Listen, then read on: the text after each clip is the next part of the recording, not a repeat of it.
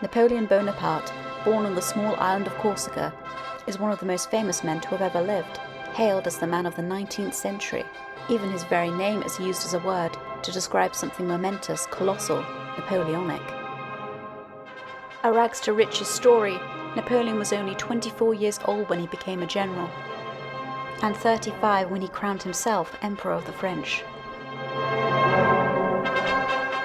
Charismatic leader of men, shrewd politician, and a military genius, Napoleon fought 60 battles in his career and only lost 7 of them, making him the most victorious general in history. Not since the days of ancient Rome and the Caesars had one man conquered so much of Europe, or held so much power. As a ruler of France and its empire for nearly 15 years, Napoleon was also a reformer and improver. He played a leading role in solidifying the gains and ideals of the French Revolution, promoting equality and careers open to talent, securing religious freedom and tolerance, ending aristocratic and feudal privilege, and founding the Civil Code, a unified and progressive code of laws which are still in use across Europe to this day. Napoleon's empire helped provide the basis of what is today the European Union. For this reason, Napoleon is often considered the father of modern Europe, and ever since him, the world was never really the same. To this day, Napoleon remains one of the most written about men in history, second only to Jesus Christ. Inspiring masterpieces of music, art, literature and poetry, from Beethoven's stirring Fifth Symphony to Tolstoy's War and Peace. Few fictional characters have ever done as much as Napoleon Bonaparte. The so-called man of destiny and a mass of contradictions, Napoleon is still something of an enigma, both a hopeless romantic idealist and the bitterest of cynics. The combination of his irresistible charm when he chose to deploy it, his iron will, workaholic habits, inspirational speeches and sayings, sheer intellect, and of course his fiery temperament, captivated or alarmed. To some he was a god, to others the Antichrist. And his meteoric rise and then crushing downfall has been compared to a Greek tragedy. After less than 15 years in power, in the last of 7 wars formed against him by coalitions of European monarchs, Napoleon was finally defeated at the Battle of Waterloo and exiled to the remote rocky island of St. Helena in the middle of the Atlantic Ocean. At the end of his life, reflecting on his misfortunes, Napoleon's analysis was, "I have too much ambition and a spirit afire." This is the story of Napoleon and the dawn of a new age.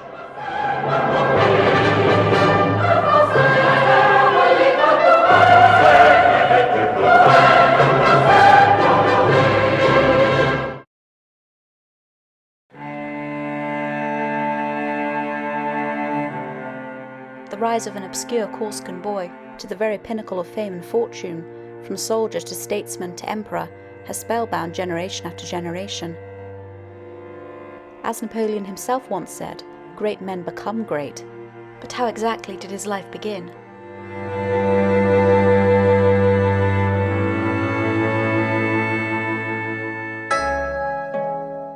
Nestled in the turquoise waters of the Mediterranean lies the small island of Corsica, the birthplace of Napoleon. Since the beginnings of recorded history, the island has been forced to submit to the invaders and settlers relentlessly washed upon its shores. Corsica was a victim of its appealing geography, both its strategic position in the Mediterranean and commercial value, and of course its striking natural beauty. In its earliest history, the Phocaeans settled here, but were forced later to submit to the Etruscans and then to the Carthaginians. The all-conquering Romans wrested it from them and used it as a place of banishment. The Romans, however, found the Corsicans so strong-willed and ungovernable that they refused to take them as their slaves. Here the old Roman philosopher Seneca was forced to spend 8 years of his life. "What in all the world is so naked, so abrupt as this rock?" he said of Corsica. Then came the Vandals, Byzantines, Ostrogoths, Franks, Saracens, Pisans, Genoese. Scarcely a generation of Corsicans did not hear the call to war, as its few moments of deceptive calm and peace were rudely shattered by foreign lust for wealth and power. Corsican history is full of brave men and women, surrounded by enemies on all sides, and fighting for their homes and rights, but ultimately falling prey to each succeeding world power. Such a history had much to do with forming the Corsican character, fiery, avenging, liberty-loving, but also hospitable, with simple manners and tastes. Into Corsica's unique history is also woven the tale of Corsica's most famous family, the Bonapartes, better known as the Bonapartes.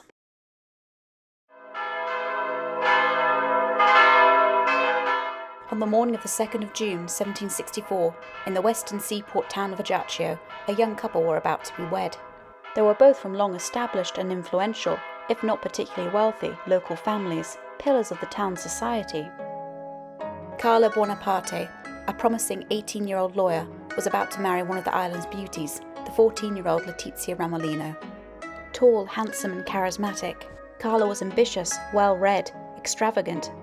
As a university student in Pisa, he once wasted 6,000 francs, 2 years' worth of his income, on a lavish party to celebrate his degree with friends. His family never forgot it.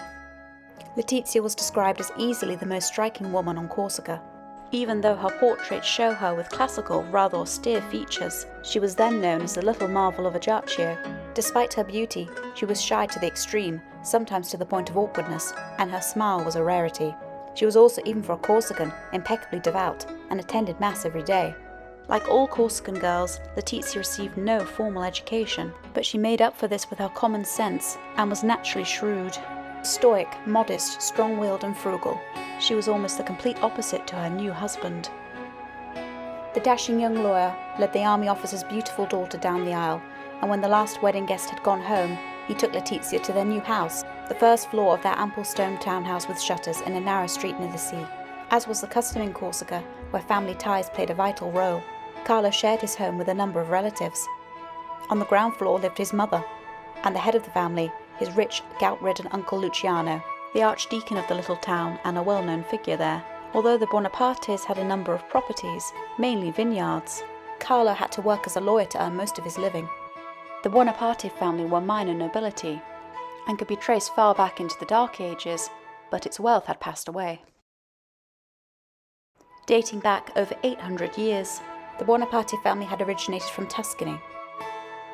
One of their ancestors, an army officer named Ugo, was one of the most fearless knights in Italy, fighting beside Frederick the One-Eyed, Duke of Swabia. A generation later, his nephew became a member of the council governing Florence, and took the name Buonaparte, which literally means the good party. Through the power of the good party, Ugo, a devoted supporter of the Holy Roman Emperor, led the emperor's men, believers in knightly prowess and the unity of Italy, over against the papal party. But the good party was on the losing side in this Florentine power struggle, and Ugo was forced to leave Florence, settling in the seaport of Sarzana. The other, Florentine branch of the family enjoyed a close relationship with the then ruling Medici. One relative, Jacopo Buonaparte, was a friend and advisor to the Medici Pope Clement VII. He also witnessed and wrote an account of the sack of Rome, one of the most important historical documents of that event. In the troubled first half of the 16th century, one of Ugo's descendants, a certain Francesco Buonaparte, sailed from Sarzana to seek his fortune in Corsica, which had just been colonized by the Italian city-state of Genoa. His family made a good name for themselves, as lawyers active in local government, academia and the church. Letizia's family, the Ramolinos, were descended from the noble counts of Colate, who had been well entrenched in Lombardy since the 14th century. But where the Buonapartes were a family of lawyers, it was a Ramolino tradition to send sons into the military. As the newlyweds were settling into married life, their little island was attracting attention for its efforts to become independent from Genoese rule.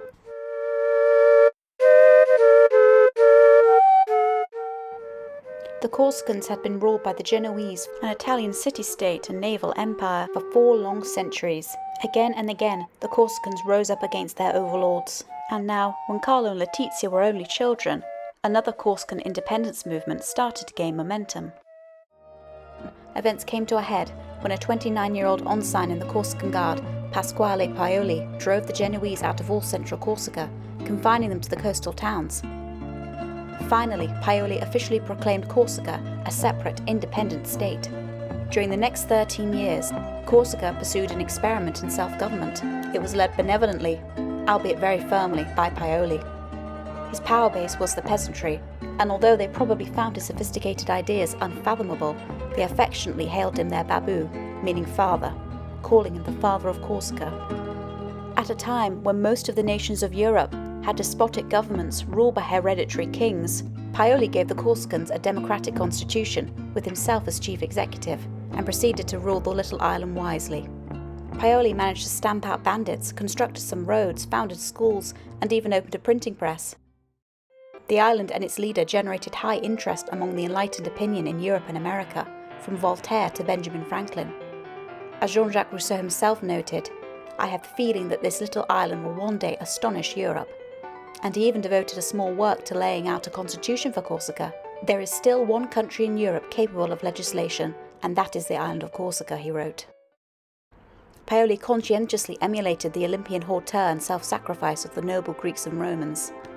Austere in his habits, avoiding every kind of luxury, morally irreproachable, Paoli was wholly dedicated to his country's cause. Of Corsica, Paoli would say, "I defy Rome, Sparta or Thebes to show me 30 years of such patriotism as Corsica can boast." Like every Corsican, Carlo Bonaparte had detested the rule of the Genoese, which taxed them heavily and reserved the best jobs for haughty Genoese noblemen. Carlo paid visits to Paoli and decided to relocate to Corte, Paoli's fortress capital, to offer him his services, taking Letizia with him. Carlo was swiftly welcomed into Paoli's inner circle and rose to become one of his trusted associates, even acting as Paoli's unofficial personal secretary. When Carlo was only 21, Paoli asked him to go to Rome as his ambassador. By this time, 18-year-old Letizia had already given birth to 2 children, but neither of them had survived. A boy was stillborn and a girl had only lived for a few minutes. Finally, in Corte, Letizia became the proud mother of a healthy son, Giuseppe, who was destined to one day sit on the thrones of Naples and Spain. In Corsica especially, it was a point of honour to have a large family, and over the years, Letizia was to give birth to many children, 13 in total, of whom only 8 were to survive infancy. After years of the Corsicans' stubborn resistance, the Genoese, tired of the expense of policing the island, realised the game was up.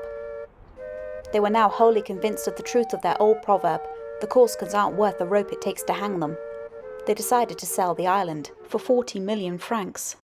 Despite the fact that French Enlightenment thinkers praised the Corsican experiment and many courtiers in Versailles were impressed by Paoli, the buyer was the King of France, Louis XV of the House of Bourbon, who was anxious to reassert his power in the Mediterranean after France's dismal defeats in the 7 Years' War.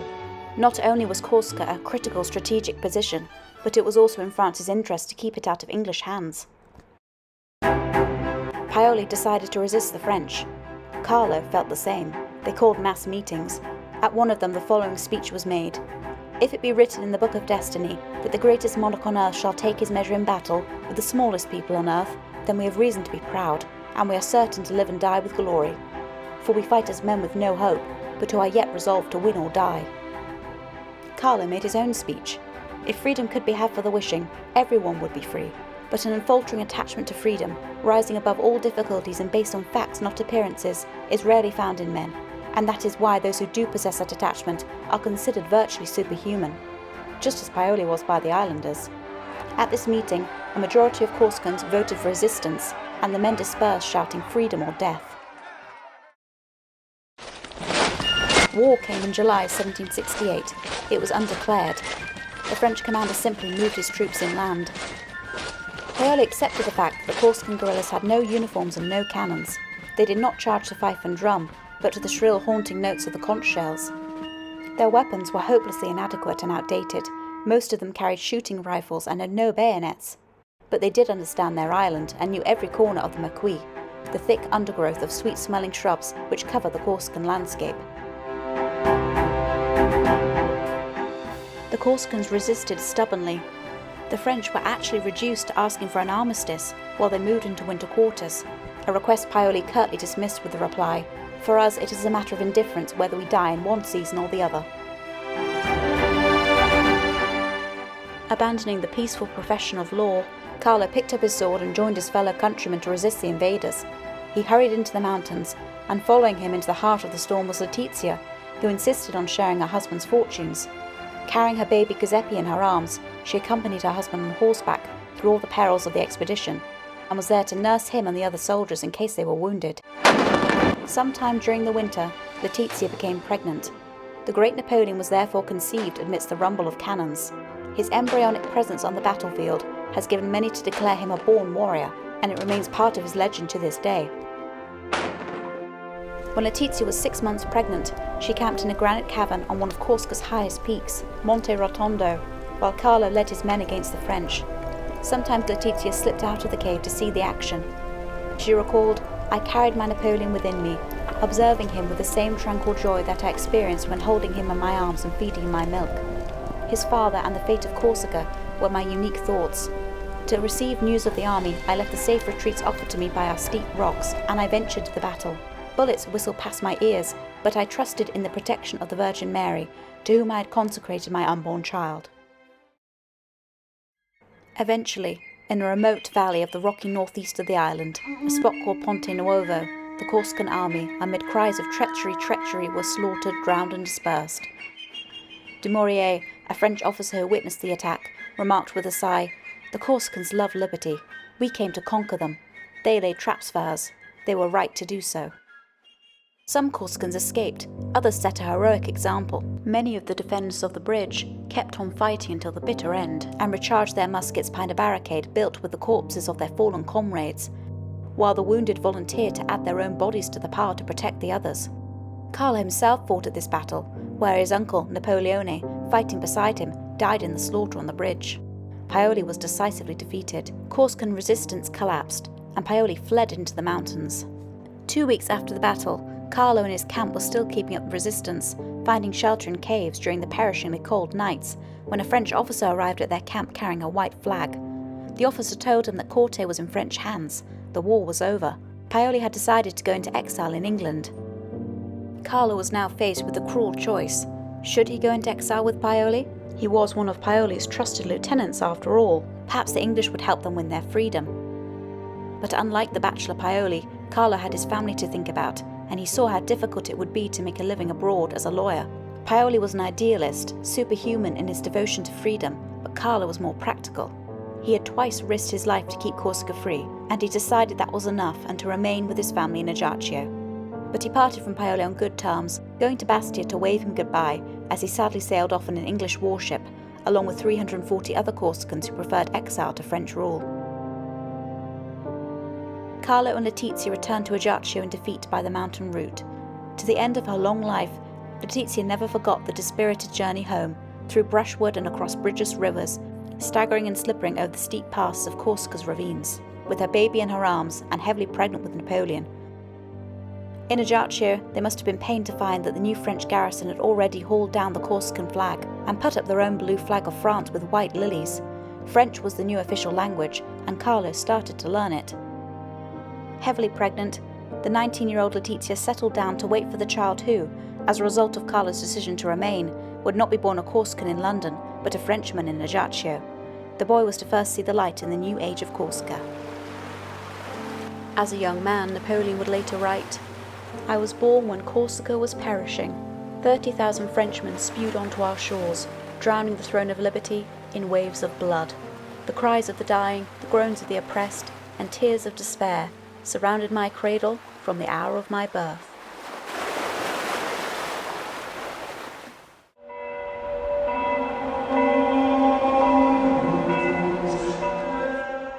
Tuesday, the 15th of August, 1769, was a bright summer's day.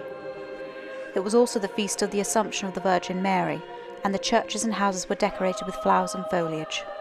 In the morning, the peal of church bells were heard, and the people of the little town roamed the streets in celebration. As its big doors were opened, groups of the faithful crowded into Ajaccio Cathedral.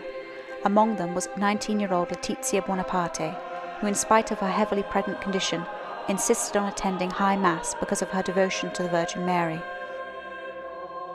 In the middle of the ceremony, while she was kneeling before the image of the Virgin, Letizia felt her first labour pains. Despite wishing to wait until the service had ended, her labour pangs worsened, and she emerged from the church into the blazing midday sun. With help from her sister-in-law, she hurried across the narrow street and staggered back to the Casa Bonaparte, the 3-storey family home which was, fortunately, only around the corner from the church. When she reached the threshold, she did not make it upstairs to her bedroom. Struggling into the parlour, she lay down on the sofa. Letizia went into labour almost at once, and recalled that it was smooth and almost painless. Just before noon, Napoleon first saw the light. It was later fabled that the baby boy entered the world with such loud cries that it was as if he wished to take possession of it. Myth was spun around the birth, that he had in fact been born on the cathedral steps, that he had first been laid on a carpet woven with heroic scenes from Homer's Iliad, all of which Letizia herself said was nonsense. But there were a few strange occurrences that day that were real enough. The boy was born with a rarity, a caul that is a part of the membrane covered his head when he was delivered, which in many places, Corsica included, is considered extremely lucky. That night, a comet was also seen streaming across the skies over Ajaccio. Local inhabitants naturally saw it as a portent of some momentous event. Some interpreted it as a sign of good fortune for the town, some connected it with the marriage of the French Dauphin, others said it presaged the birth of a great monarch. In parallel, another comet was seen from St. Helena in 1821, during Napoleon's final days. A comet heralded the death of Caesar, he solemnly predicted. As Letizia recovered, it was feared that her newborn son was simply not strong enough to survive. Devastating news to a mother who had already gone through the loss of her first 2 children. Overexertion in the mountains during the campaign against the French may have caused the baby to have been born prematurely. Some say that Letizia had gone into labour a full 2 months before her due date. The newborn baby was not robust. According to one account, he weighed just 1 pound 9 ounces, and the frail baby was quickly blessed by his uncle the Archdeacon. The situation did not look bright, but Napoleone was watched over by an ever-present mother, and whenever he cried, he was rocked to sleep in a wooden cradle. Fearing she could not provide him with enough milk, she brought in a Corsican wet nurse for him. Slowly but surely, all this care saw Napoleone through his perilous early days, and the baby which had been born frail began to grow into a strong, spirited child. When the time came for the baby to be christened, the family doubtless expected that Maria would be among his names, both a boy and a girl's name, and Carlo's own middle name, especially since Letizia had consecrated him to the Virgin Mary, and he had been born on her greatest feast. But the parents were not inclined towards any feminine touch. The child, who Letizia had gallantly carried beside her soldiering husband, was to have one name only, Napoleone, after one of Carlo's uncles, who had recently died in battle against the French. For centuries, it has been a Bonaparte custom to call the second-born son Napoleon. The name itself is of Greek origin and means Lion of the Desert. Originally, it was the name of a famous Egyptian martyr who suffered in Alexandria under the yoke of the Roman Emperor Diocletian. In his own words, Napoleon considered his name virile, poetic, and a little excessive. While his elder brother Joseph was easygoing, a quiet, composed, placid boy, Napoleone stood in stark contrast, brimming with energy, spirit, and curiosity, so much so that visitors turned his name into Roboleone, he who meddles in everything. Child Napoleone was strong-willed and inclined to want his own way, but he was also affectionate and given to feeling guilt. He responded easily to those who responded to him. He had a generous nature and would willingly share his toys and sweets with other children without asking for anything in return. Even so, he was unusually assertive and always ready for a scrap. He would take on Joseph, his elder by 19 months. They would roll on the ground play fighting in the garden, and often it was the younger boy who won. Napoleon recalled, "In my infancy I was extremely headstrong. Nothing overawed me, nothing disconcerted me. I was quarrelsome, mischievous, I was afraid of nobody. I beat some, scratched others, I made myself formidable to the whole family. My brother Joseph was the one with whom I was oftenest embroiled. He was beaten, bitten, wronged. I went to complain before he had time to recover from his confusion. I had need to be on the alert. Our mother would have repressed my warlike humour. She would not have put up with my caprices." Even at this early age, the hyper-energetic, always-on-the-move Napoleon had complete ascendancy over his milder older brother. However, despite their contrasting temperaments, the 2 brothers handled things in a way that left them profoundly close to each other for the rest of their lives. "You are the only man on earth for whom I have a true and constant love," he once wrote to Joseph. According to Joseph, the adventurous Napoleone was their mother's favourite, although she admitted that he was a rascal of a child. She cleared one room of the house of furniture, and here on rainy days, the children could do whatever they liked, play fight, play games, and even draw on the wall. One day his brothers and sisters painted puppets on the walls, while Napoleone alone painted soldiers arrayed in order of battle. Letizia also recalled that from an early age he was notably fond of playing at war with a drum, wooden sword and files of toy soldiers, while his favourite toy was a small brass cannon. Napoleon must have been something of a warrior from the beginning.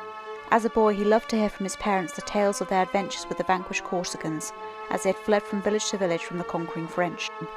For generations, the men in his family had followed the Corsican patriots into the battlefield. As Dumas, the great writer of many French classics, wrote, "The newborn child breathed the air that was hot with civil hates, and the bell which sounded his baptism still quivered with the tocsin." A strong French garrison of over 7,000 men was permanently stationed on the island. When Napoleon was 5, a revolt flared up. The French government and military snuffed it out. Rebels were shot, hanged or broken on the wheel. Hundreds of Corsicans who had aided them were imprisoned in France, all sent to the galleys. Entire villages were burned to the ground and their crops destroyed. Carlo, meanwhile, was trying to rise up in the world. Carlo lived small but dreamed big. In 1771, he got the job of assessor of the Ajaccio district. He had to help the judge in both civil and criminal cases and take his place when necessary. He promptly employed a nanny for the boys, and a maid and a cook to help Letizia with the housework. Carlo also earned money as a practicing lawyer and even fought cases on his own behalf. For instance, he had never received all of Letizia's promised dowry, and he brought the issue to court, a case which he won. Another time, on the Corsican principle that if he did not stand up for his rights on small matters, he would lose them on large ones, took up a lawsuit against his cousins living on the top floor of the house for emptying their slops out of the window and spoiling one of Letizia's dresses. Carlo built a room where he could hold large dinner parties, and he bought books, a rarity in Corsica. Soon he had a library of 1,000 volumes. Carlo's intellectual and cultural values certainly affected his children. Napoleon and his brothers all grew up to be avid readers. But Carlo's life-altering conviction, his quest for social advancement, made a deeper impression. Day to day he was away for a great deal of the time. Napoleon inherited little from Carlo beyond his debts, his charisma, and his expressive blue-grey eyes. The father's physical and perhaps psychological absence left Letizia to run the family. She was the centre of young Napoleone's emotional world. Napoleon declared that she was the best mother in the world. "I was very well brought up by my mother. I owe her a great deal. She instilled me with pride and taught me good sense. She had the head of a man on the body of a woman. She watched over us with a solicitude unexampled. Every low sentiment, every ungenerous affection, was discouraged and discarded. She suffered nothing but that which was grand and elevated take root in our youthful understandings. She abhorred falsehood and would not tolerate the slightest act of disobedience. None of our faults were overlooked. My father, a man of sense, but rather too fond of pleasure to pay much attention to our infancy, sometimes attempted to excuse our faults. Self-indulgent, Carlo was also opposed to all family discipline. As a Corsican, Carlo in years to come would have the right of life and death over his sons. But for now, whenever Carlo tried to gloss over his boy's errors, "Let them be," Letizia would say. "That is not your business but mine." Letizia was a loving mother towards her children, but unlike Carlo, she was not overindulgent and did not spoil them. Being a great believer in cleanliness, she made her children take daily baths, at a time when most people, even royalty, bathed merely once a month. Napoleon did not mind bath time, but what he did mind was going to the long drawn-out Mass on Sundays. If he tried to skip it, he got a sound slap from Letizia and had to be literally dragged to church. Letizia was a strict disciplinarian. As Napoleon later recalled, even her tenderness was severe, meting out punishment and reward with equal justice. Merit and demerit she took both into account. And in those days, beating children was a common form of punishment. One day, Letizia was going out for a walk with a friend and had told Napoleone, who was only a toddler, to stay inside. But when she noticed that he was following them along the path, she turned back, walked up to him, and gave him such a sound slap that he fell over and burst into tears. Another time, a priest had taken Napoleon to help him set up Mass, but the boy carried out his duties carelessly. For the rest of that day, Letizia held back her anger, but the next day she told Napoleone that his uncle had invited him to lunch in the country. Napoleon went happily to his room to change his clothes before Letizia, who had been concealed in the corner, pounced on him and gave him a hiding. Napoleon never forgot it, and reproached her for it decades later. "How could anyone deceive a child?" he asked. Sometimes Letizia even sent the two brothers to bed supperless, not as a punishment, but to train them to bear discomfort without showing it.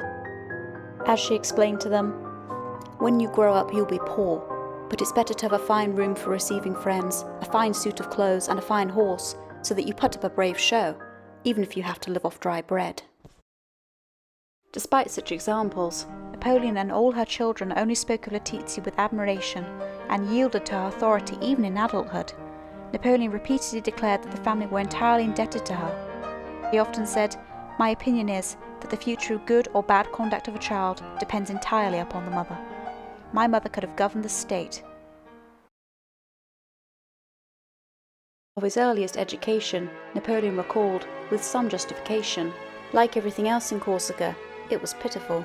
Napoleon's 11-year-old uncle first taught him the alphabet, and when Napoleon was 5, he was sent to a mixed day school run by nuns. He was so studious and eager to learn, especially arithmetic and calculations, that he was soon nicknamed the mathematician. For their break time, the children were taken for a walk in the afternoon, and the boys would tease Napoleone for his devotion towards the girls in the class. Napoleone had a particular soft spot for a fair-haired girl called Giacominita, who was his childhood sweetheart. Every morning they would walk to and from school together holding hands. He would stop playing games with the other children in order to spend time with her. Napoleone was very careless about his clothing and almost always appeared with his stockings wrinkled around his ankles. Some witty boy formed a couplet, which he sometimes followed him with, shouting about the playground, "Napoleone, with his stockings falling down, makes love to Giacominita." Corsicans hate being made fun of, and in this respect, Napoleone was a typical Corsican. He would rush among the mass of jeering boys, and yet another scrap began. One day, aged 8, he rode off with a local farmer to inspect a mill, and showing his usual spirit, galloped off ahead, so fast that the farmer feared for his safety. Having learned from him how much corn the mill would grind in an hour, Napoleon correctly worked out the quantities ground in 1 day and 1 week, much to the farmer's amazement. He also calculated the volume of water required to turn the millstones. In time, Napoleon's passion for simple mathematics had increased so much that his mother assigned him a small wooden lean-to in the garden as a refuge from the noise of his baby brothers and sisters. As Letizia recalled, her son had been serious and had never taken part in the amusements of children of his own age, that he carefully avoided them, that he found himself a little room on the 3rd floor of the house in which he stayed by himself and didn't come down very often, even to eat with his family. Up there, Napoleon read voraciously. By the age of 9, he had read a number of historical and Enlightenment texts, including La Nouvelle Héloïse, Rousseau's 800-page novel of love and redemption. Perhaps to escape the hustle and bustle of his growing family, Napoleon sought out quite a few solitary retreats. One of Napoleon's favourite places was a grotto on the outskirts of the town, looking out onto the broad expanse of the Mediterranean, which still retains the name of Napoleon's Grotto. An older Napoleon wistfully recalled that in this grotto, my dreams for the future were limited only by my imagination.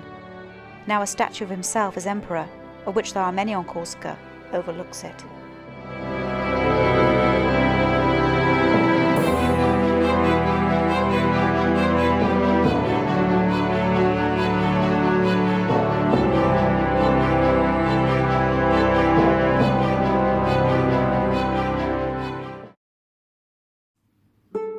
During the long summer holidays, the family would move to one of their farmhouses in the hills. One of their favourite retreats was Les Milelli, which overlooked the sea.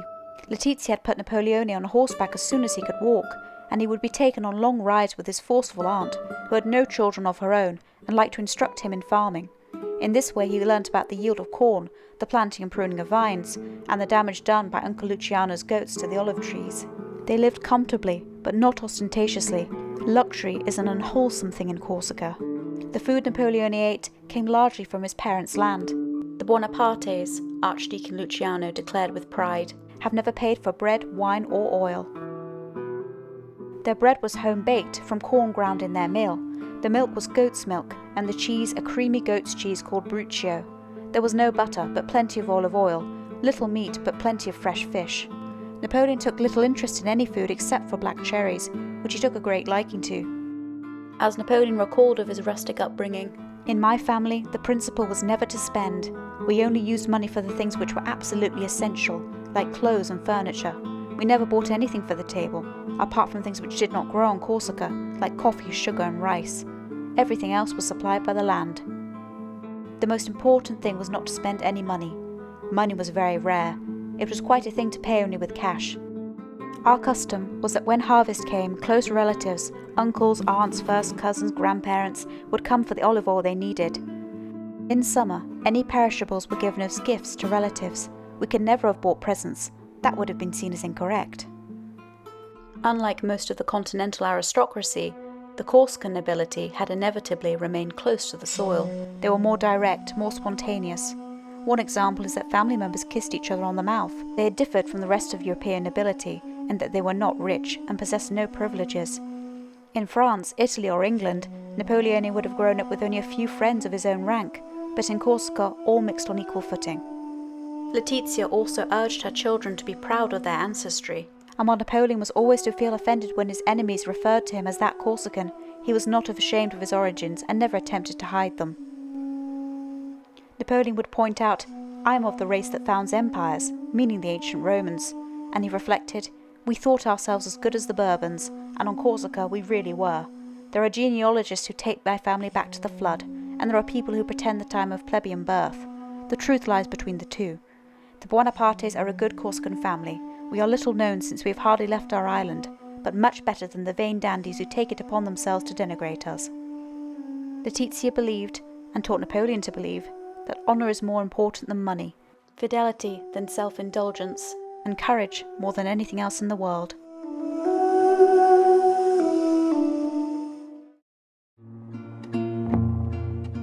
The average Corsican male would instruct his children to believe in God and the Church, but he omitted the precept about forgiving injuries. Indeed, he taught them that insults must be avenged. The central place of family honour was inscribed in proverbs and folklore, and the only way to repair dishonour was to wash it away with blood. Corsica was commonly known as the land of the vendetta. The murder rate on the island was comparable only to those other heartlands of Mediterranean honour, like Sardinia and Sicily. Since the Corsican male was extremely sensitive to any reflection on his own dignity, vendettas built up quickly and were the curse of the island. One observer noted that a Corsican who does not avenge the death of his 10th cousin is deemed infamous. For those who thought their honour to be injured, the tradition was to allow their beards to grow until they had avenged the affront. In this world of sudden killings on the mountainside, people lived in terror of the evil eye, vampires and spells. The Corsicans had a somewhat unhealthy obsession with violent death. There were many ghost stories, which Napoleon heard and remembered. When anyone was fated to die, a pale light over the housetop would announce it. The owl screeched all night, and the dog howled, and often a little drum was heard, beaten by a ghost. Letizia, upon hearing startling news, would quickly cross herself and murmur, "Jésus," a habit her son picked up. Napoleon inherited, or acquired, a number of Corsican attitudes and values. The most important of these was a sense of justice. One example occurred when Napoleon was at school. The boys were divided into two groups, the Romans and the Carthaginians. Napoleon was placed among the Carthaginians, and he knew from history that the Romans had beaten them in the end. Naturally, he wanted to be on the winning side. It just so happened that Joseph was a Roman, and Napoleon persuaded his easygoing brother to swap places. Now that Napoleon was a Roman, he should have felt content, but on reflection he decided he had been unjust to his brother. He began to feel weighed down by remorse. Finally, he confided how guilty he felt to his mother, and only when she had reassured him did he begin to feel at ease again. Another day, he was accused by one of his sisters of having eaten a basketful of fruit, which came from the garden of his great-uncle Luciano. Napoleon denied the fact and was whipped. He was told that if he begged pardon he would be forgiven. He protested that he was innocent, but he was not believed. He was kept 3 whole days on bread and cheese. However, he did not cry. Finally, on the 4th day of his punishment, a little friend of his sister's returned from the country. Hearing of Napoleon's punishment, she confessed that she and his sister had eaten the fruit. It was now her turn to be punished. When Napoleon was asked why he had not accused his sister, he replied that he suspected she was guilty, yet out of consideration for her little friend, who had no share in the falsehood, he had said nothing. Carlo, from time to time, liked to spend time in one of Ajacio's cafes to have a drink with friends. Sometimes he would play card games for money, and if he lost, Letizia was left short for housekeeping. Letizia would say to Napoleon, "Go and see if your father's gambling," and off he would have to go. He hated the idea of spying, and what's more, spying on his own father. It revolted his sense of justice. Meanwhile, the Corsicans paid few taxes. Indeed, the island was a burden to the exchequer. but still the islanders were discontented and regretted the loss of their liberty. One French general once said to a peasant, "In the days of your Paoli, you paid double what you do now." "Yes," replied the peasant, "but then we gave, now you take." However, the Corsicans had a long history of making do with conquerors, and Carlo easily adapted to French rule. The French divided society into three classes: nobles, clerics and commoners, and this tidy system was brought to Corsica. If a Corsican wished to continue in politics, as Carlo did, he must officially become classed as a noble. Privileges included exemption from paying taxes and the right to sit as a noble on the island's assembly. Carlo was duly declared a French nobleman, along with 78 other families on the island, and could legally sign himself as de Bonaparte. His colleagues must have thought well of him, as they elected him a member of the Council of 12 Nobles, which had a say in governing Corsica. When Napoleon was 3 years old, he would have noticed a change in his father's appearance. Tall Carlo began wearing the French fashions, a powdered curled wig, embroidered waistcoats, elegant knee breeches, and silver-buckled shoes. At his hip he carried a sword, which symbolized his noble rank, and by the local people he came to be called Bonaparte the Magnificent. A charmer by personality and a courtier by style, Carlo had taken the first opportunity to meet the new French governor of the island, the Comte de Marbeuf. When Marbeuf had first arrived on the island, legend has it that Carlo won him over so quickly that he actually stayed in the Bonaparte home. On his appointment as virtual ruler of Corsica, Marbeuf had been told by the Minister of Foreign Affairs, "Make yourself loved by the Corsicans, and neglect nothing to make them love France." Marbeuf proved himself an enlightened reformer and improver. He reduced taxes, learned the Corsican pronunciation of Italian so that he could speak with the peasants, built himself a fine house near Corte, and entertained lavishly. The governor also tried to inspire the somewhat uncultivated Corsicans with French refinement. Previously, children used to walk around with bare feet. The governor valued Carlo's advice, and both of them wanted to improve agriculture. A great friendship ripened between the two men. When Napoleon was 7, his father went to the Palace of Versailles, where he met King Louis. During this and a second visit, Carlo succeeded in obtaining a subsidy for the planting of mulberry trees, as it was hoped to introduce silk production to Corsica to boost the economy. He eloquently spoke up for Marbeuf against certain critics at court. Carlo could boast that he had spoken to the king, but the boast was a costly one. Bad as ever with money, Carlo noted, "In Paris I received 4,000 francs from the king and a fee of 1,000 crowns from the government, but I came back without a penny."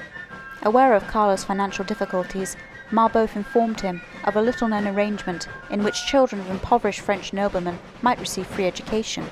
Sons destined for the army could go to the military academy. Sons wishing to enter the church could be sent to a top seminary. If Carlo and Letizia wished to take advantage of this scheme, then they could count on his support. This offer was like an answer to a prayer. Abandoned now were the vague plans of making lawyers of their two boys. It must be either soldiering or priesthood. On the basis of their personalities, Carlo and Letizia decided that Joseph had the makings of a priest. Not so for Napoleone, who had to be slapped to attend mass. Strong and mettlesome, he was more likely to have the Ramolino gift for soldiering. Napoleon was extremely lucky to have been given the opportunity to have a top French education. The French military academies were exclusively reserved for the rich and the nobility. The splendour of France's monarchy, its robust economy, and the brilliance of its culture made France the centre of the civilized world. The prospects that France could offer a penniless young rustic were incomparable. It was, as everyone said to him, a great opportunity, and he intended to make the most of it. One day, a few weeks before Napoleon was due to leave for France, Napoleon came across a garrison soldier with whom he exchanged his good quality snack in return for coarse brown army bread. When Letizia scolded her son for this, he replied that since he was going to be a soldier, he must get used to soldiers' rations, and anyway, he insisted, he preferred brown bread to white. One night, Letizia recalled, he was walking in our garden like a man who was meditating on some great thing. He was a child then, I tell you. It was raining violently. His brothers had sought shelter in the salon, where they were playing. I knocked at the window several times and made signs for him to come to me. He shrugged his shoulders and continued his walk. He was drenched with the rain, but he did not mind the storm, and continued with his head uncovered and his eyes fixed on the ground. Sometimes he stopped before the little fountain in our garden, and appeared to delight in seeing its run, and to arrest its flow with his hand. Some claps of thunder were heard, which caused him a nervous shudder, but it was not fear. He then crossed his arms over his chest and looked to the heavens, courageously waiting for another peal of thunder. I sent my servant to order him to come in. He said to him coolly but respectfully, "Tell my mother that it is warm, and I am taking an airing." When the servant again entreated, he quickly turned his back on him and quickened his step. It was only when the storm had ceased that he came in, wet to the skin. "That was not right, my child. You have disobeyed me." "I could not help disobeying," he answered. "I do not know what kept me in that garden, but if I am to be a soldier, I must accustom myself to rain and to storms. I am not a girl, I am a man. You are a child, my son, and a disobedient child. If you intend to be a soldier, you will learn that it is necessary for you to obey." "But I will command," he said, with an expression that much amused us. "Before you command," I replied, "you will be compelled to obey for a long time. When you enter the service, you will not be made a general." He advanced towards me, took my hand in his and pressed it, acknowledging that I was right, but not willing to confess it. Already at that age he was so proud. "What were you thinking about during your walk?" I said to him, while I pressed my lips to his wet hair. "I do not know. I do not remember. I was thinking of a great many things." "I was endeavouring to recollect a dream I had last night, a dream that pleased me very much. I dreamed that I was a bishop. That is grand, is it not, a bishop? Do bishops go to wars?" "No, my child, that is expressly forbidden them." "Then I will be a soldier when I am no longer a child." "At 15 you are no longer a child, are you, mother?" "I think you are something of a child still." He paused for a few moments, and looking at the ground he said, "At 15 I will be a man." He then extricated himself from my arms and ran into the garden. In December 1778, all was ready for Napoleon to leave Corsica, also to be travelling to France with him, to be educated there but at different schools, was his brother Joseph and his uncle Feschk. Carlo, Letizia and the three boys set out on horseback across the mountains, with mules carrying their luggage. Napoleone, aged 9, had every reason to be pleased with life. Doubtless, he did not feel himself particularly lucky to be leaving Corsica and going to France, the land of his island's vanquishers, especially as he knew that his boarding schooling would not allow him to return home any time soon. From Carlo he inherited his charisma and magnetism, the poeticism and ability to inspire. From Letizia came self-discipline, resolve, pragmatism, and the fanatical devotion to his duty above all else. During the difficult school days ahead, and for most of his youth, it was the qualities he inherited from his mother that would come to the fore. Napoleon boarded the ship for France, a boy of 9.5, leaving home for the first time. As his mother hugged him and kissed him goodbye, she sensed what he was feeling and whispered a last word in his ear: courage. When they had boarded the ship, she gathered all her children around her, supposedly exclaiming, "Join your hands and pray with me, that our little Napoleone may return home to us, a noble and great man." 40 years later, Napoleon said he could never forget the pangs of sadness which he then felt, and on that ship deck he wept like any other child. Little did he know that he was destined to be separated from his homeland and its people for 8 years, until he was a young man. No one could ever say that the 3 Corsican boys on board this ship squandered their educations. Thanks to Napoleon, they would each grow up to become a cardinal, a king, and an emperor.